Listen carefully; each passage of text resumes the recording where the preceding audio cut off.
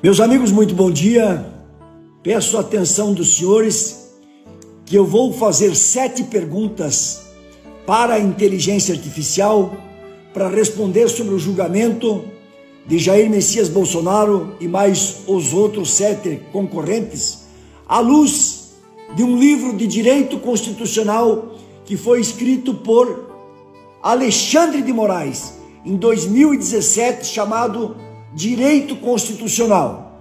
Ou seja, para que não haja uma possibilidade de suspeição de minha parte, eu farei a pergunta e a resposta estará aqui, que foi produzido pela inteligência artificial.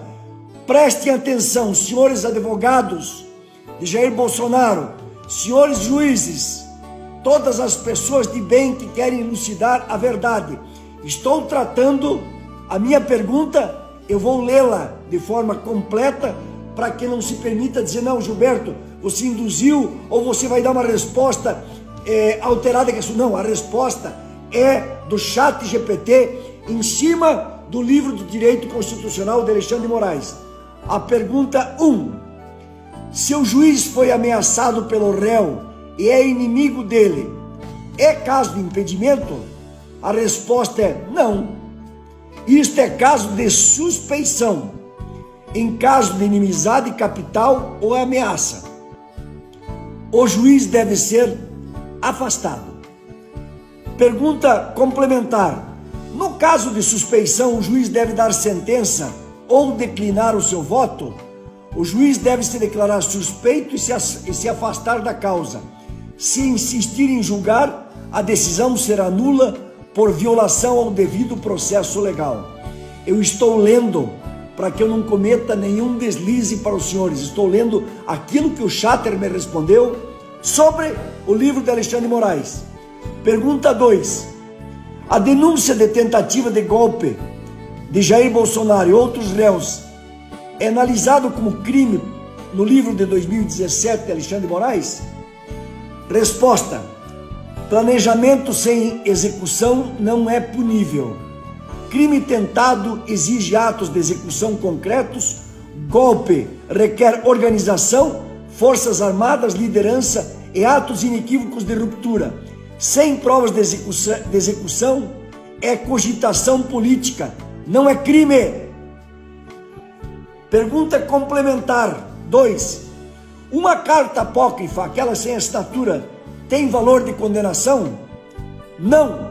Documento apócrifo não tem valor probatório autônomo. Pode ser elemento informativo, mas jamais será de condenação. A ele se refere o artigo 5º, dá o inciso na Constituição de 88. Mais um complemento. O ministro do STF pode instaurar inquérito de ofício e agir como polícia ou Ministério Público? Jamais. O juiz deve apenas julgar, investigar é para a polícia, acusar para o Ministério Público e julgar para o Judiciário. É óbvio. Ato de ofício viola o sistema acusatório e o princípio do juiz natural. Um complemento da pergunta número 2. O juiz pode orientar polícia ou Ministério Público e coletar provas de interesse de acusação, que é a denúncia feita por talha-ferro? Resposta do ChatGPT à luz de Alexandre de Moraes. O juiz só pode autorizar diligências quando provocado. Se orientar diretamente, polícia, Ministério Público, vira parte, nulidade por parcialidade. É o caso do talha-ferro, que ele precisa se manifestar. Pergunta número 3. No caso da acusação contra Bolsonaro de ser o líder intelectual do 8 de janeiro, que deve ser julgado pelo STF ou outra instância. Foro por prerrogativa só existe durante o mandato em razão dele. Não sou eu que estou dizendo, é Alexandre de Moraes, neste livro. Como Bolsonaro não é mais presidente, não há foro do STF. Deve ser julgado em primeira instância, salvo conexão com autoridades ainda com foro. Salvo com conexão. Pergunta número 4. O prazo de 15 dias para responder 70 terabytes de processo acusatório é legal? É válido? Resposta: não, viola o contraditório e ampla defesa do artigo 5º, inciso 15 da Constituição Federal. Prazo deve ser razoável, configura cerceamento, defesa e nulidade absoluta. Aí eu pedi para o ChatGPT fazer um exercício do tempo que levaria para se estudar 70 terabytes. Eu confesso aos senhores que eu fiquei impressionado. 35 bilhões de páginas, 2 minutos por página, seriam 1,17 bilhão de horas, 133 mil anos. Gente, isso é humanamente impossível. Isso, por si só, já descaracteriza o cerceamento da defesa e nulidade absoluta do julgado. Pergunta 5. Existe crime tentado e não consumado? E se foi estudado, mas não tentado? Resposta de Alexandre de Moraes no Direito Constitucional 2017.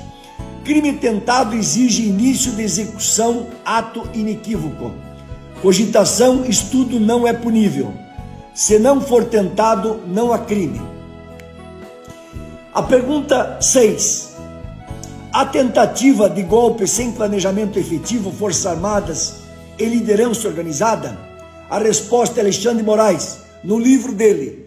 Não, tentativa de golpe requer atos concretos, organizados e inequívocos. Sem esses elementos, apenas cogitação ou protesto, não há crime.